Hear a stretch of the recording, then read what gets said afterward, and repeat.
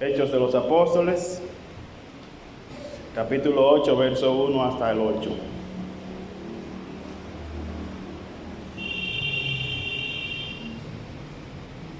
En aquel día se desató una gran persecución en contra de la iglesia en Jerusalén, y todos fueron esparcidos por las regiones de Judea y Samaria, excepto los apóstoles. Algunos hombres piadosos sepultaron a Esteban y lloraron a gran voz por él.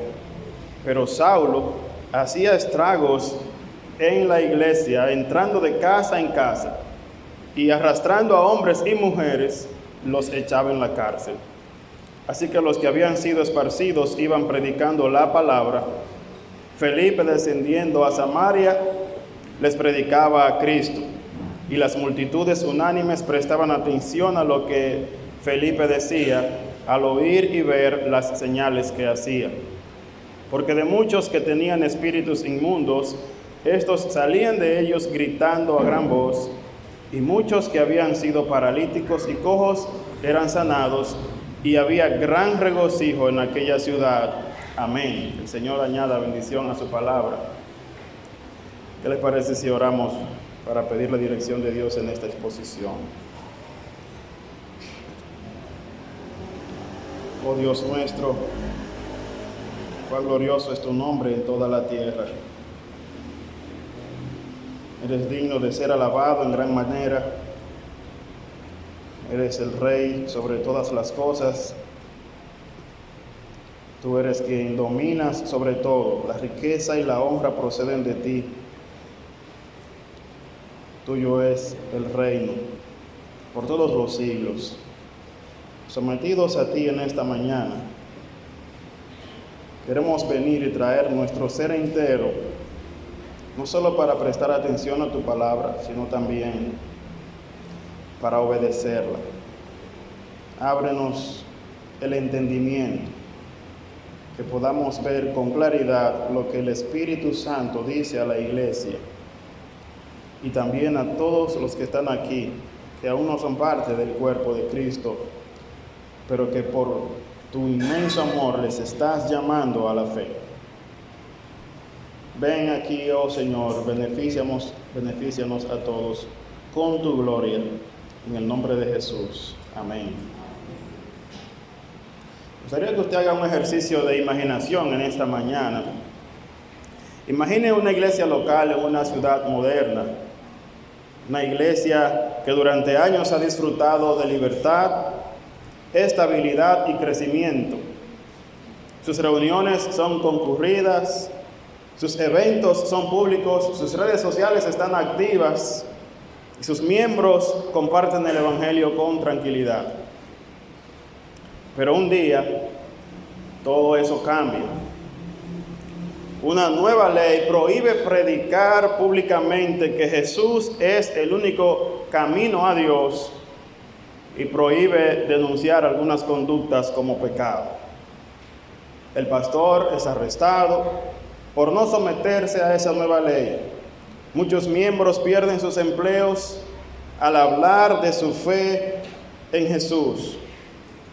El miedo invade, las reuniones se reducen, muchos cristianos, recogiendo todo lo que pueden en el menor tiempo posible, comienzan a mudarse a otras ciudades buscando seguridad. Pero llevan con ellos una llama que no puede ser apagada: el Evangelio.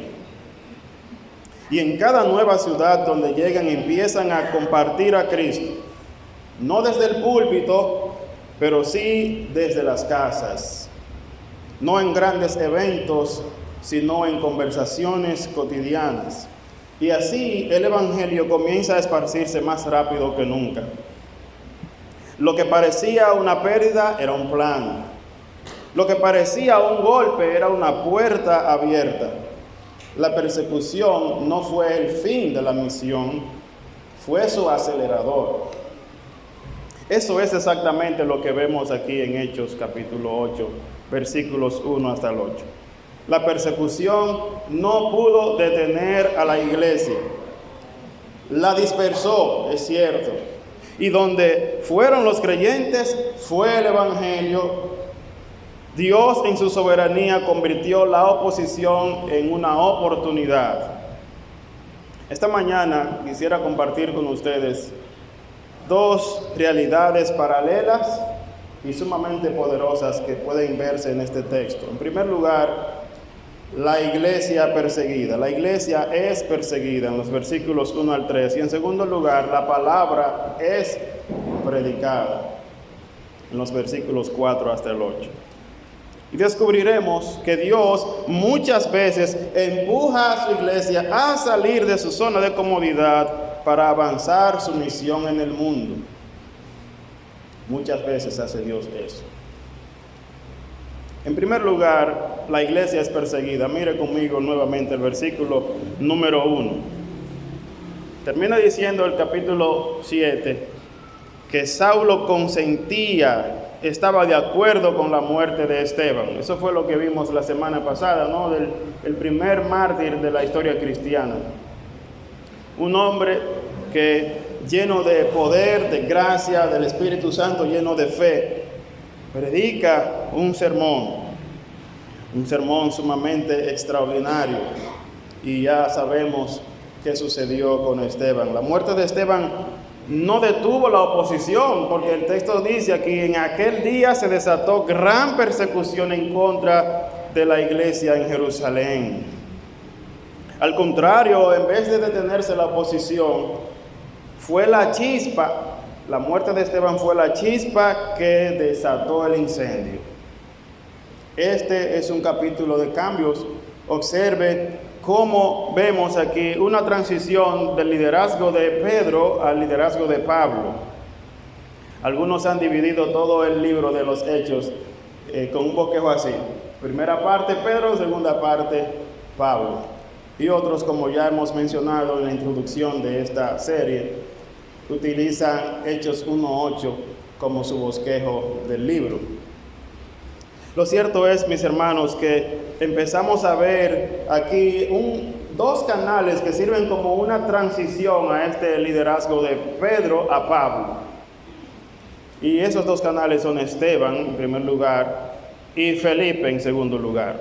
Usted ve cómo ambos son escogidos o seleccionados por la iglesia para desarrollar un ministerio de servicio público dentro de la congregación, especialmente servir a las mujeres viudas en sus necesidades. Podemos recordar cómo Lucas ha descrito la condición de la iglesia hasta este momento. Me gustaría que usted haga ese ejercicio conmigo. Vuelva algunas páginas atrás y mire lo que dice el capítulo 2, versículo 41. Hechos 2:41. Vamos a observar la condición en la que se encontraba la iglesia hasta el momento en que la persecución se desata. Hechos 2:41 dice: entonces los que habían recibido la palabra fueron bautizados, y se añadieron aquel día como 3,000 almas, y se dedicaban continuamente a la enseñanza de los apóstoles, a la comunión unos con otros, al partimiento del pan y a la oración. Sobrevino temor a toda persona. Y dice el texto que muchos prodigios y señales se hacían por los apóstoles. Todos los que habían creído estaban juntos y tenían en común todas las cosas. Compartían con todos según la necesidad de cada uno. Día tras día continuaban unánimes en el templo y partiendo el pan en los hogares, comían juntos con alegría y sencillez de corazón, alabando a Dios y hallando favor con todo el pueblo. Subraye eso: hallaban favor con todo el pueblo. Subraye también arriba que decía: un temor grande cayó sobre toda persona. Y el Señor añadía al número de ellos los que iban siendo salvos. Cada día había un añadirse más y más personas a la iglesia del Señor Jesucristo, es decir, personas que creyeron. Fíjese ahora el capítulo 5 y el versículo número 11. Dice allí, Hechos capítulo 5, verso 11: y vino un gran temor sobre toda la iglesia y sobre todos los que supieron estas cosas. Por mano de los apóstoles se realizaban muchas señales y prodigios entre el pueblo.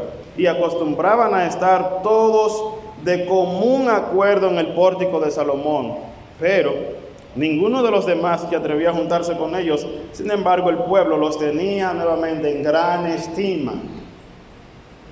Y más creyentes en el Señor, y multitud de hombres y de mujeres se añadían constantemente al número de ellos. ¿Qué vemos aquí? Vemos una iglesia creciente, mira, arrollando. Más y más personas se van sumando a la iglesia. Capítulo 6, versículo 1. Por aquellos días, al multiplicarse el número de los discípulos, multiplicación, y ahora no solamente suma, ahora se está multiplicando.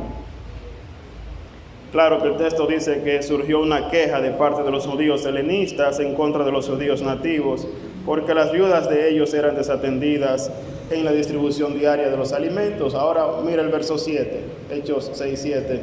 Y la palabra de Dios crecía y el número de los discípulos se multiplicaba en gran manera en Jerusalén, y muchos de los sacerdotes obedecían a la fe.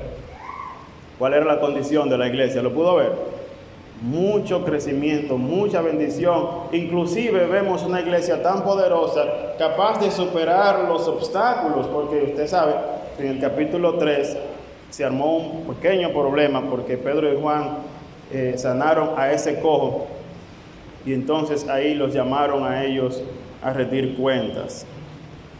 Luego, mis hermanos, vemos que en medio de la oposición la iglesia se preserva, la iglesia sigue creciendo. Las dificultades como la cárcel, la amenaza, incluso los azotes no pueden detener la obra. Pero de repente toda la iglesia se encuentra bajo un fuerte ataque. En el mismo día que Esteban predica ese extraordinario sermón, y sin mediar palabras, porque eso es interesante, ellos agarraron a Esteban, lo apedrearon, se taparon los oídos, crujían los dientes, apedrearon a Esteban, y en el mismo día, dice el verso 1 del capítulo 8, se desató una gran persecución. Aquí no hubo ningún juicio legal. Aquí no se empezaron a poner de acuerdo para ver cómo iban a hacer. Simplemente asesinaron un hombre y sin perder tiempo persiguieron a todo el resto.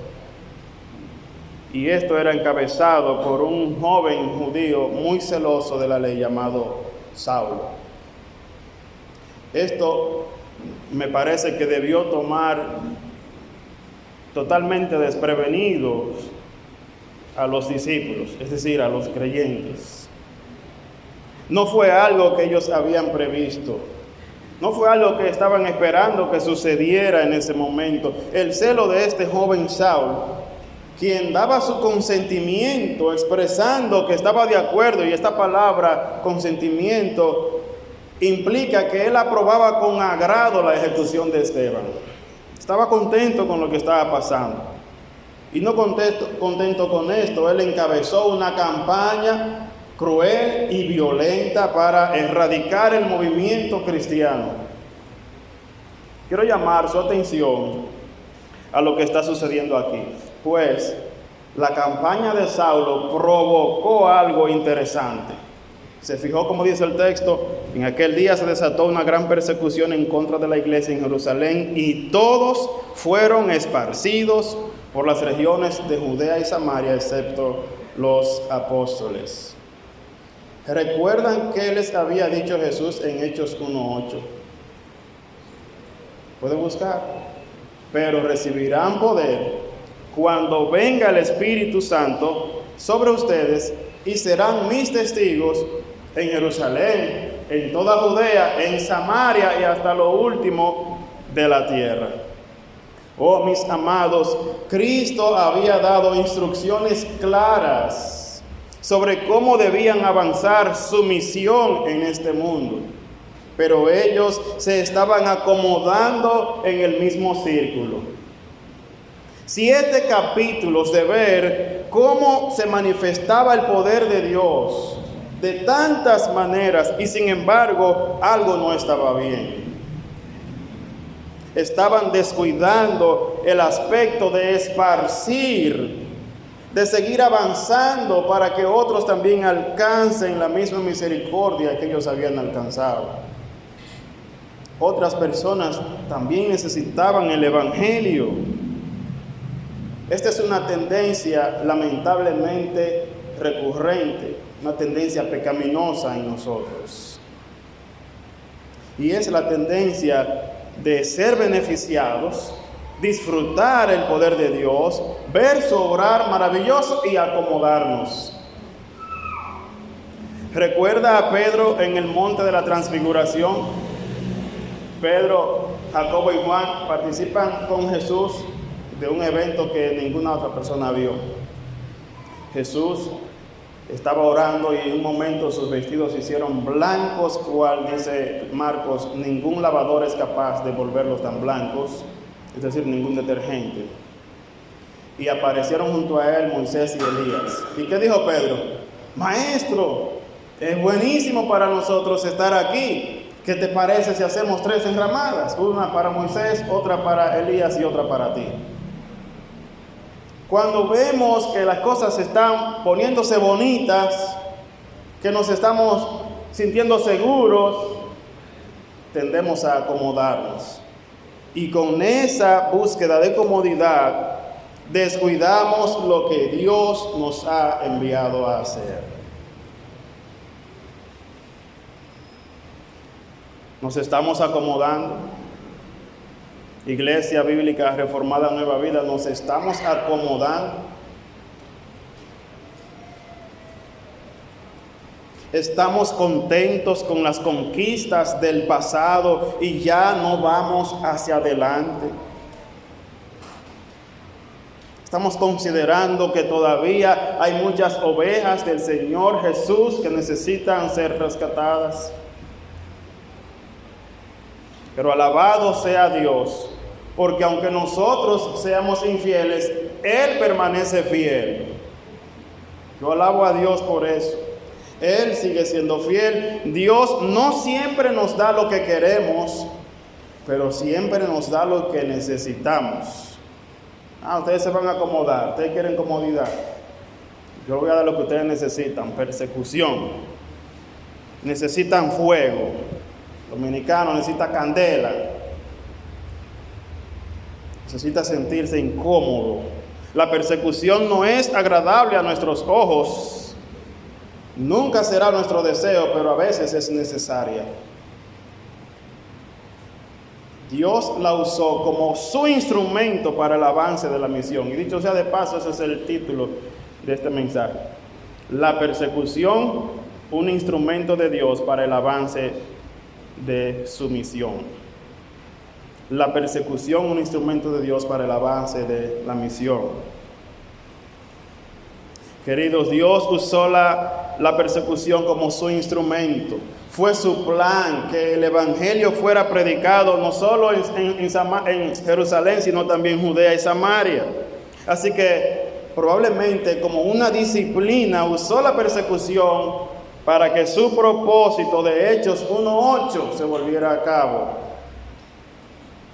o se llevara a cabo, mejor dicho. El Señor le dio la vuelta a la torta. Hechos 1:8, vayan, salgan. No van a salir. Viene Hechos 8:1, pues van a tener que salir. ¿Ven cómo este es un capítulo de cambio? El verso 2 nos dice que hombres piadosos sepultaron a Esteban y hicieron un gran lamento, hicieron un gran lloro por él. Muchos comentaristas están de acuerdo que estos no eran cristianos, estos hombres piadosos no eran del pueblo de Cristo, pero sí eran personas que tenían temor de Dios dentro del judaísmo y que como devotos al fin no estuvieron de acuerdo con la muerte de Esteban. Tal vez reflexionaron al verle morir y se dieron cuenta de que fue algo totalmente injusto. Así que expresaron su desacuerdo por medio de un lloro público, a gran voz, dice el texto. David Guzik dice que es posible que Lucas nos esté comunicando que no todos los judíos eran enemigos del cristianismo, y como la ley judía prohibía el llanto abierto por alguien que había sido ejecutado, el registro de Lucas sugiere que estos hombres piadosos se arrepintieron públicamente del asesinato de Esteban. Fin de la cita. Y por eso miren cómo lo coloca allí Lucas. Estratégicamente comienza la persecución. Todo el mundo estaba en el corre-corre, en el juidero. Pero algunos de los que no eran perseguidos, de los judíos mismos, wow, qué crimen acabamos de cometer. Y agarraron ese cuerpo y le dieron, como decimos, cristiana sepultura. Una manera de Dios decir que Él puede usar aún a los no creyentes para el bien de los suyos, y de que Él no deja en deshonra a los que le temen. El versículo 3 dice: pero Saulo hacía estragos en la iglesia, entrando de casa en casa y arrastrando a hombres y a mujeres, los echaba en la cárcel. Esta palabra asolaba o estragos es muy interesante porque significa devastación, es como una bestia salvaje cuando está despedazando a su presa. Algo feroz, algo cruel y algo personal. Pablo entraba de casa en casa. No es que él esperaba que se pararan en la plaza pública a predicar o en el templo. No. De casa en casa. Imagínense qué persecución. Y sin discriminación, hombres y mujeres. Para él no había acepción de personas. No tenía compasión de nadie. Escuche cómo Lucas y el mismo Pablo describen la manera en que él perseguía. Vaya al capítulo 9 de aquí de Hechos y versículo 1. Dice Lucas, describiendo esta manera tan feroz de perseguir a la iglesia: y Saulo, respirando todavía amenazas y muerte. Escuche esas palabras, qué gráficas. Respiraba amenazas y muerte. Eso era su vida, su enojo encendido en contra de los seguidores de Jesús. Dice el versículo: respiraba amenazas y muerte contra los discípulos del Señor. Fue al sumo sacerdote y le pidió cartas para la sinagoga de Damasco, para que si encontraba algunos que pertenecieran al camino, así se le llamaba a los cristianos también en ese tiempo, antes de llamarles cristianos, que eso aparece en el capítulo 11 después. Los del camino, los nazarenos, los del camino. Si encontraba alguno que perteneciera al camino, tanto hombres como mujeres, los pudiera llevar atados a Jerusalén. O sea, te fuiste para allá, para Damasco, amarrado te traigo para acá. Escuchen ahora cómo Pablo describe cómo era que él lo hacía. Capítulo 22, versículo 4. Hechos capítulo 22, verso 4.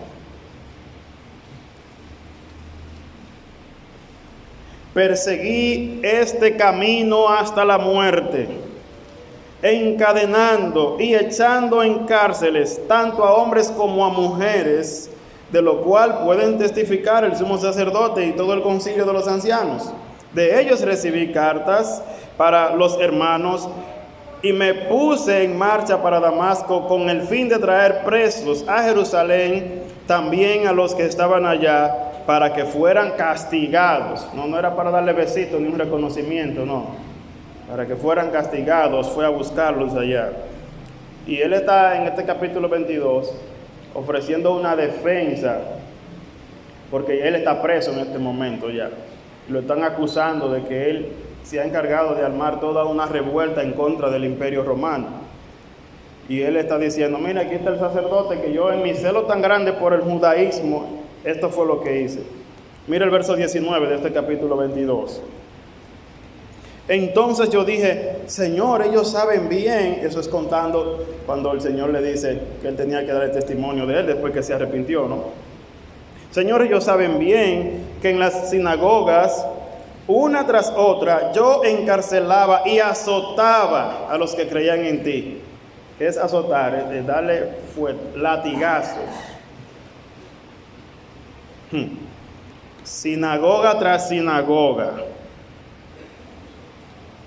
Dice el versículo 20, cuando se derramaba la sangre de tu testigo Esteban, allí estaba también yo, dando mi aprobación y cuidando los mantos de los que lo estaban matando. Y esto suena como remordimiento, ya lo está diciendo. Si es lo que me pesa fue haber participado de la muerte de Esteban, pero así era que él lo hacía. Daba su aprobación, se complacía. Fíjese el capítulo 26, versículo 9. Yo ciertamente había creído que debía hacer muchos males en contra del nombre de Jesús de Nazaret. Esto es precisamente lo que hice en Jerusalén. No solo encerré en cárceles a muchos de los santos con la autoridad recibida de los principales sacerdotes, sino que también, cuando eran condenados a muerte, yo añadía mi voto, castigándolos con frecuencia en todas las sinagogas, procuraba obligarlos a blasfemar. ¿Usted se imagina eso? Agarrar a una gente a golpearlo, estrangularlo, amarrarlo, golpearlo y hasta llevarlo a la muerte. Maldice a Cristo. Así perseguía a este hombre la iglesia del Señor. Los obligaba a blasfemar y enfurecido contra ellos, seguía persiguiéndolo aún hasta en las ciudades extranjeras. Y aunque parezca, mis hermanos, que los enemigos de la fe llevan ventaja, Dios sigue siendo soberano. Aunque el instrumento de destrucción parece tener todo el poder, Dios los puede redimir y los puede usar para su gloria. Que eso fue lo que pasó con Saulo. Parecía que era invencible el hombre, y Dios, veremos después en el capítulo 9, cómo le alcanzó para usarle. Tal vez usted, mi hermano que me escucha, está sufriendo oposición por su fe en Cristo. Recuerde, nada ni nadie puede frenar los propósitos de Dios para su pueblo. Le pueden perseguir, pero los propósitos de Dios prevalecerán. Y quiero añadir esto, mis hermanos, lo que está sucediendo aquí en este texto no fue una sorpresa. Aunque para los discípulos tal vez le cayó por sorpresa, pero no fue una sorpresa, es nada más y nada menos que el cumplimiento de la profecía del mismo Jesús. ¿Usted no me cree? Mire Marcos capítulo 13 ahora, versículo 9, Marcos 13, 9. Palabras de Jesús: pero ustedes estén alerta, porque los entregarán a los tribunales y serán azotados en las sinagogas, y comparecerán delante de gobernadores y de reyes por mi causa para testimonio a ellos. Van a ser perseguidos, pero tengo un propósito: que ustedes le den testimonio a los reyes y a los gobernantes. Para testimonio a ellos, pero primero el evangelio debe ser predicado en todas las naciones. Cuando los lleven y los entreguen, no se preocupen de antemano por lo que van a decir, sino que lo que les sea dado en aquella hora, eso hablen, porque no son ustedes los que hablan, sino el Espíritu Santo. Y exactamente lo mismo dice Lucas capítulo 22 y versículos 12 al 15. Ahora le invito a ver Juan 16. Juan 16, versículo 1. Escuche cómo Jesús nuevamente predice lo que esto está pasando aquí. Juan 1:16 dice: estas cosas les he dicho para que no tengan tropiezo. O sea, para que después no digan: ay, me engañaron. Para que después no digan: me metí al cristianismo y lo que he encontrado es problemas, es dificultades, gente que me odia, es cárcel, es golpes. Estas cosas se lo he dicho antes que suceda, dice Jesús, para que no tengan tropiezo. Los expulsarán de las sinagogas. Pero viene la hora cuando cualquiera que los mate pensará que así rinde servicio a Dios. ¿Qué usted cree que estaba pensando Pablo o Saulo de Tarso?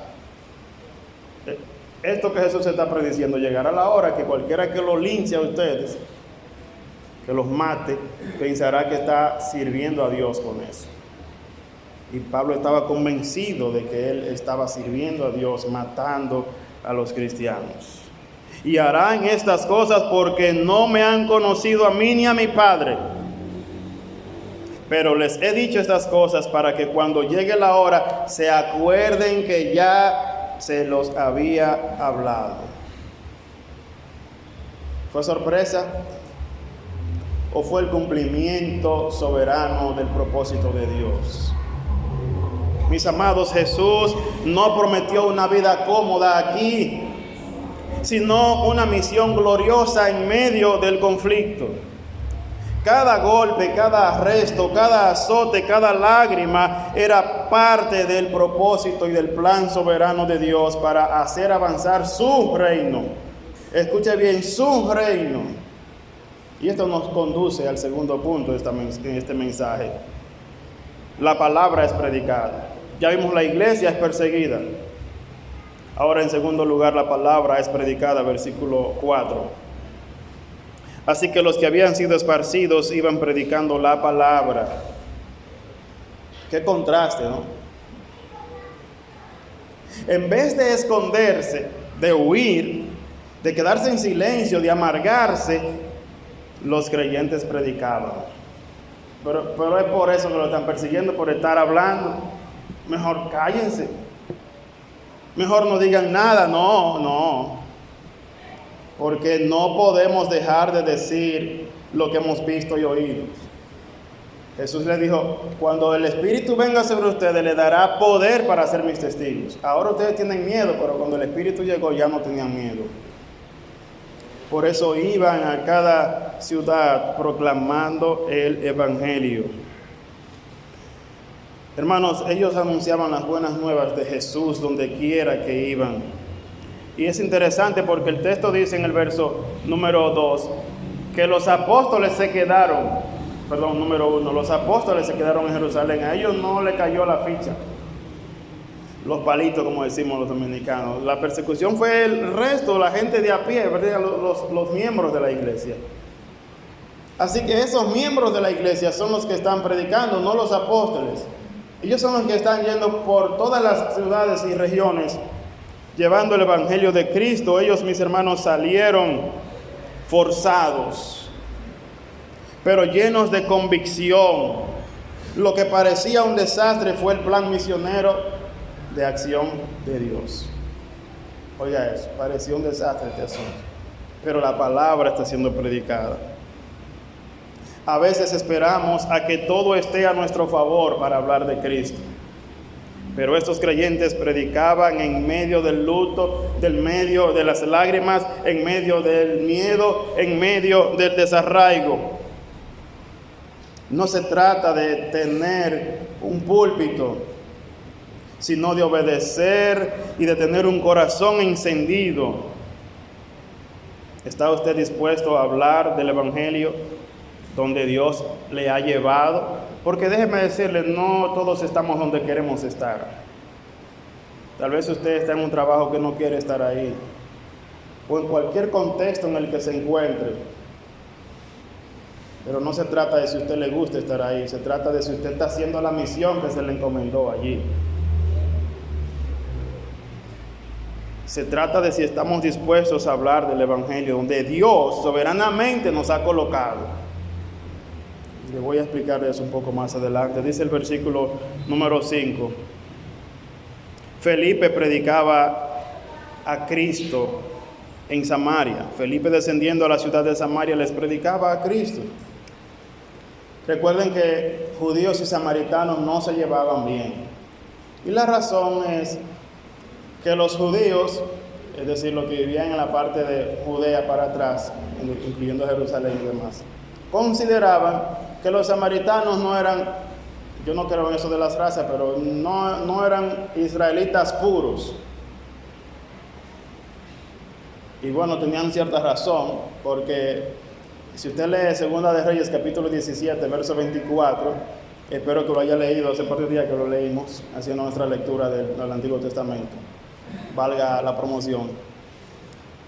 se dará cuenta que cuando el imperio asirio se llevó todas las tribus del norte, las 10 tribus del norte, pusieron a personas a vivir allí que no eran israelitas. Y luego esa gente se mezclaron con israelitas. Pero esa gente adoraba a sus dioses. Así que los judíos decían, ustedes son despreciables para nosotros porque no han preservado la pureza del linaje.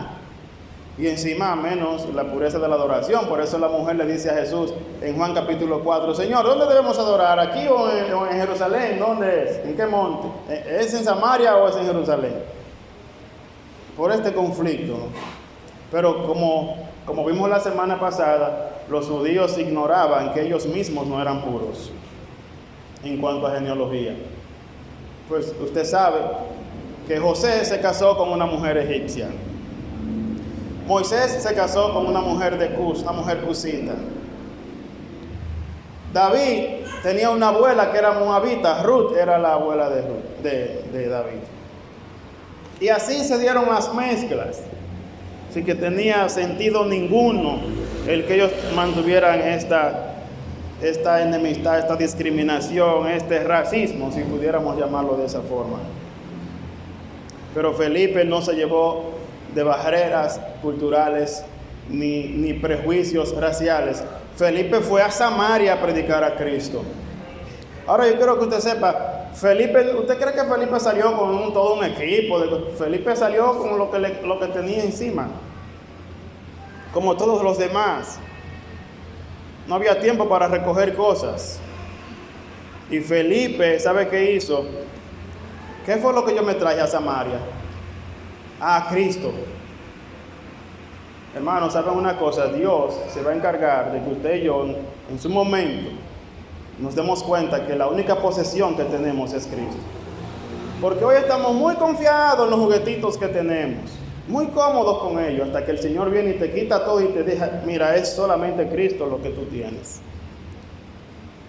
Oh, que el Señor tenga esa misericordia y nos arranque todos esos ídolos que tenemos.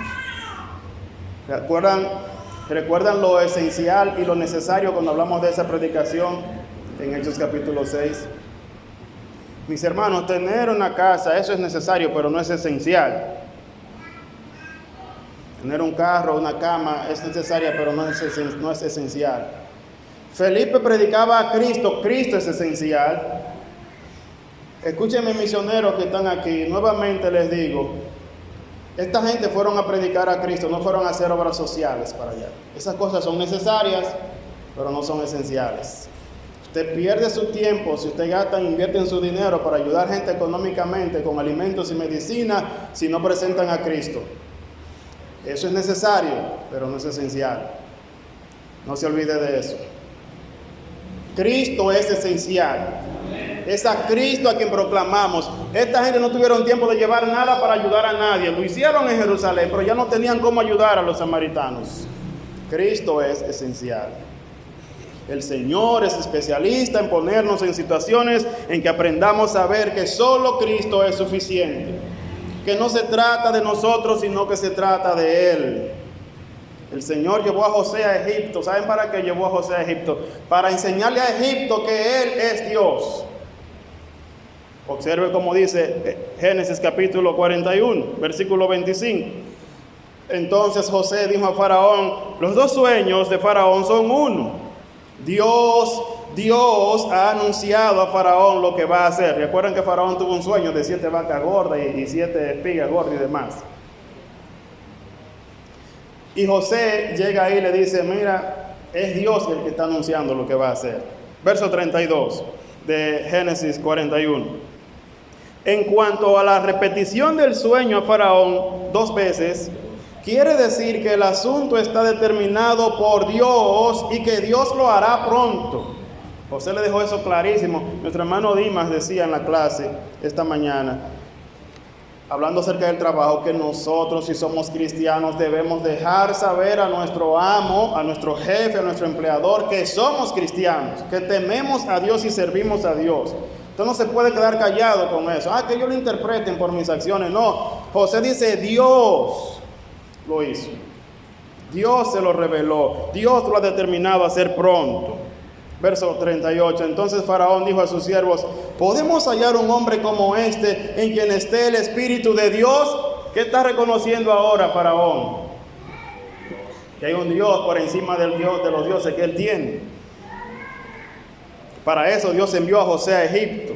Y Faraón dijo a José: puesto que Dios te ha hecho, verso 39 de Génesis 41, por si quiere buscar, Génesis 41, 39. Dijo Faraón a José: puesto que Dios te ha hecho saber todo esto, no hay nadie tan prudente ni tan sabio como tú. ¿Por qué? Porque Dios está contigo. Fue el Dios soberano el que también llevó a Daniel a Babilonia y a sus amigos. No fue la persecución, no fue que se portaron tan mal que entonces hubo que enviarlos. Sí, eso fue causa también. Pero Dios lo llevó allá para enseñarle a Babilonia y a todas las naciones del momento quién es Dios. Y enseñarle al rey más soberbio de la historia, llamado Nabucodonosor, enseñarle quién es Dios. Observe que dice Daniel ahora, capítulo 2. Daniel 2, 27. Daniel respondió ante el rey y dijo: en cuanto al misterio que el rey quiere saber, no hay sabios, encantadores, magos ni adivinos que puedan declararlo al rey. Aquí Nabucodonosor también tiene otro sueño. Y vivaracho al fin llamó a todos los sabios y le dijo: tuve un sueño, pero el sueño se me olvidó. Si ustedes son sabios de verdad, tienen que adivinarme el sueño y qué significa. O sea, buena gente que era Nabucodonosor, ¿verdad? Y si no me lo adivinan, lo descuartizo a todos. Wow. Pues nadie adivinó, definitivamente todos decían: lo que el rey demanda es difícil. Dice: no hay rey que le haya pedido eso a ninguno de sus sabios. Eso no, hemos estudiado todas las historias y no lo vemos eso, rey. Lo que usted demanda no se puede. Pues van todos a la muerte. Y saben que ahí no estaba Daniel y sus amigos. Pero cuando fueron a buscar a todos los sabios, ahí estaban Daniel y sus amigos. Lo buscaron para matarlo. Y dice Daniel: pero acá, ¿y por qué no llevan a la muerte? Porque nadie pudo interpretar el sueño del rey. ¿Y por qué ese edicto se publicó tan rápido? Denos un chance. Y con prudencia, dice el texto, que él pidió que le permitieran hablar con el rey Nabucodonosor. Y él habló con el rey, le dijo: denos chance para orar. Denos oportunidad de orar. Y en la noche, mientras oraban, Daniel capítulo 2 dice que el misterio le fue revelado a Daniel en sueño.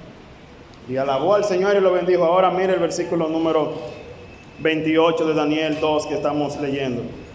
Él le dijo: no hay sabio, no hay sátrapa, no hay magos ni adivinos que puedan declarar al rey lo que el rey pide, pero hay un Dios en el cielo que revela los misterios, y él ha dado a conocer al rey Nabucodonosor lo que sucederá al fin de los días. Su sueño y las interpretaciones que ha tenido en su cama son estos. Y le dice lo que pasó. Ahora verso 47. Y el rey habló a Daniel y le dijo: en verdad que su Dios es Dios de dioses. ¿Quién está diciendo esto? Un idólatra total, y un arrogante total. Nabucodonosor dice: en verdad el Dios de Daniel es el Dios de los dioses. También Él es el Señor de los señores. Wow, qué reconocimiento. Y Él es quien revela los misterios y te ha podido revelar este misterio. Bueno, Nabucodonosor parece que se soñaba mucho. Tuvo otro sueño en el capítulo 4.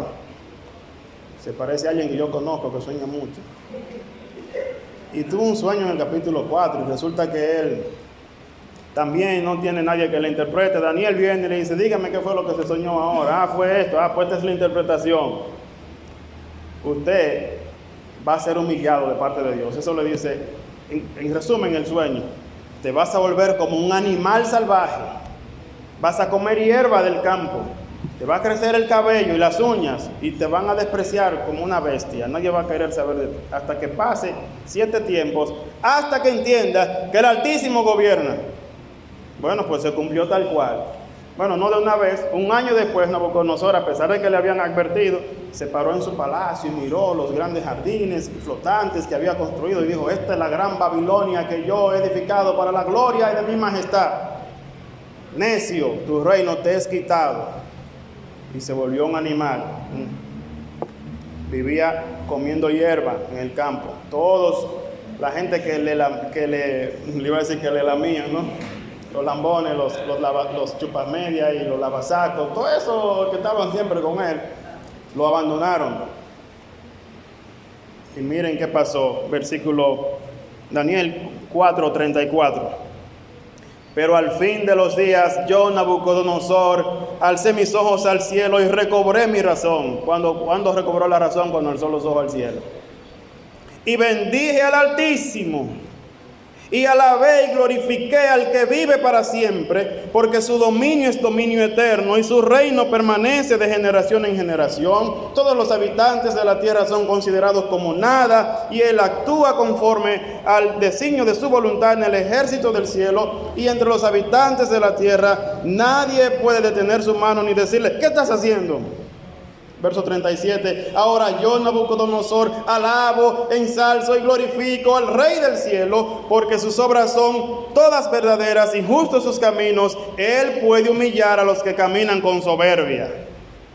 ¿Para qué Dios mandó a José a Egipto y mandó después a Daniel a Babilonia? Para darse a conocer. Para eso Dios manda a su iglesia a la persecución también. Porque no se trata de usted ni de mí, se trata de Él.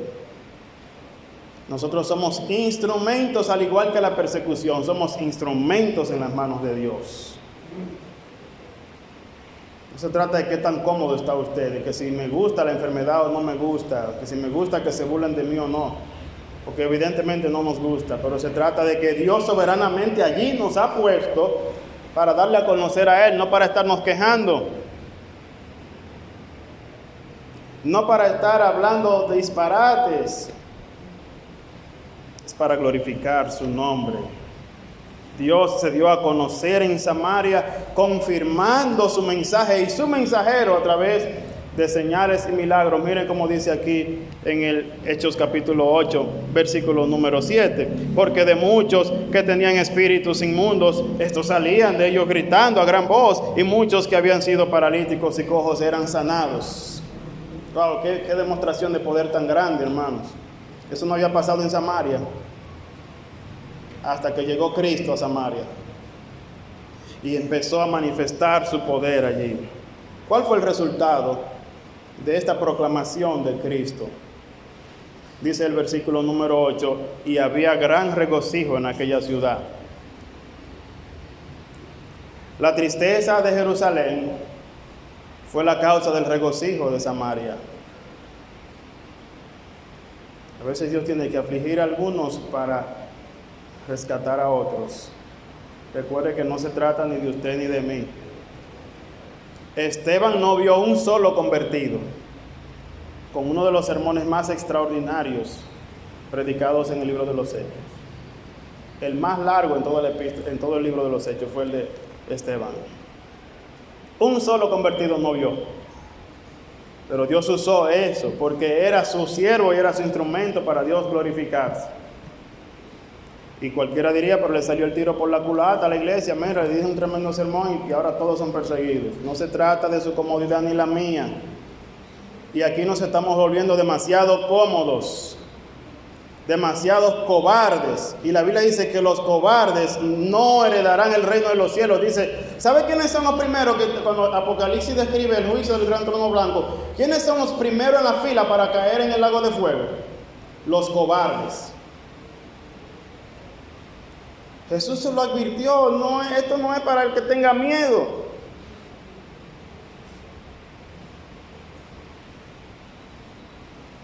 La muerte de Esteban fue la causa de que el evangelio saliera a otros lugares.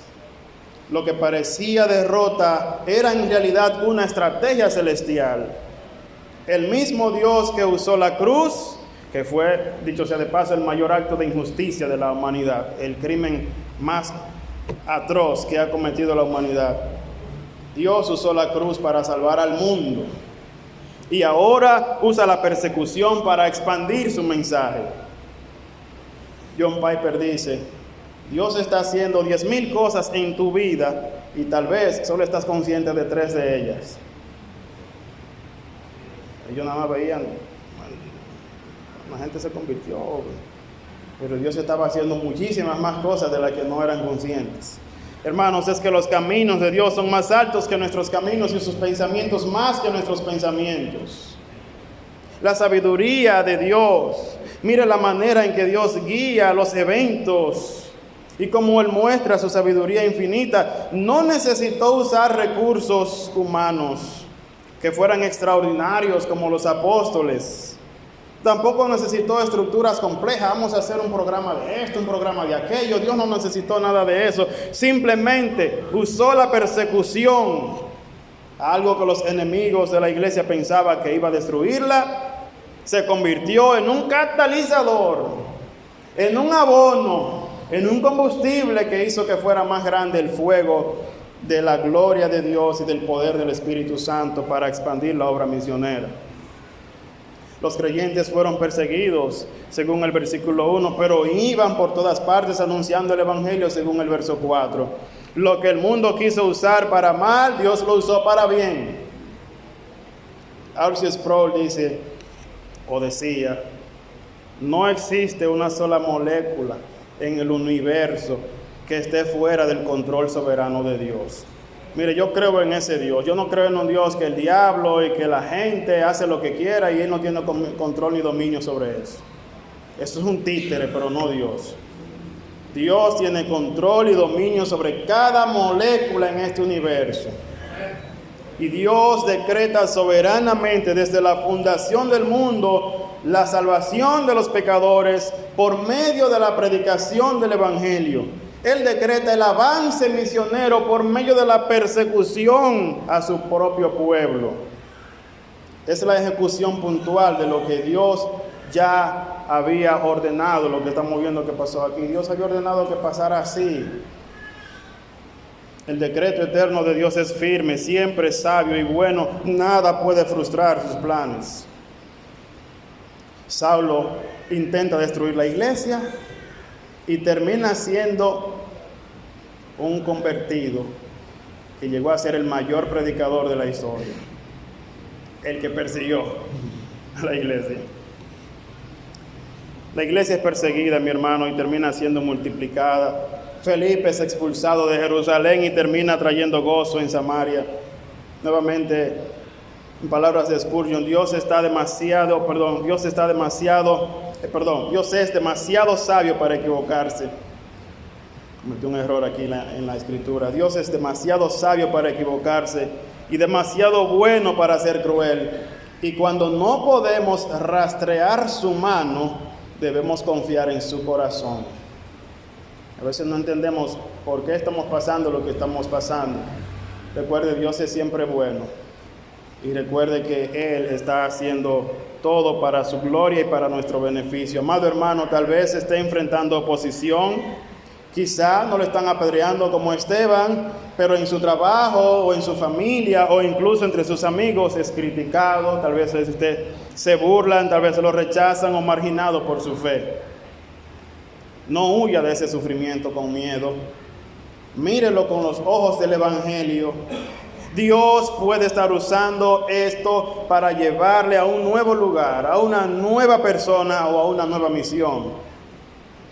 Dios le ha esparcido, porque dice aquí que fueron esparcidos y la idea ahí es como agarraba el sembrador la semilla de un saco y la regaba así. Esa era una forma de sembrar en aquellos tiempos, llamada diáspora. Así que Dios puede esparcirlo a usted, a mí. ¿Está siendo usted esparcido en esta temporada de su vida? ¿Ha tenido que salir de su lugar de comodidad? Si lo ha hecho, está predicando a Cristo allí donde ha ido. ¿Está sembrando la semilla del Evangelio? ¿O está esperando que todo sea más cómodo para hablar de Cristo? Recuerde, la persecución dispersó a los creyentes, pero el fuego del Evangelio se encendió en todo lugar a donde ellos iban. Dios no cambia nuestras circunstancias, y escuche eso con atención. Dios no cambia nuestras circunstancias, pero quiere que seamos los que lleven esperanza en medio de esas circunstancias. Él quiere eso. Si usted está aquí sin Cristo, tal vez está escuchando este mensaje y piensa, ¿Por qué una fe tan perseguida continúa aún creciendo? O tal vez se pregunta, ¿y vale la pena creer en ese evangelio que al final lo persiguen? La respuesta es simple. Esta fe permanece porque no se trata de una religión, sino que se trata de una persona viva del Señor Jesucristo. Es el mismo Cristo que Esteban vio a la diestra de Dios, el mismo Cristo que murió por los pecadores como usted y como yo, que le está llamando en esta mañana. Él quiere que usted entregue su vida a Él, porque intentando salvar su vida, usted la va a perder en el infierno. Pero si usted le da su vida a Cristo, y aunque muera aquí por la causa de Cristo, la salvará.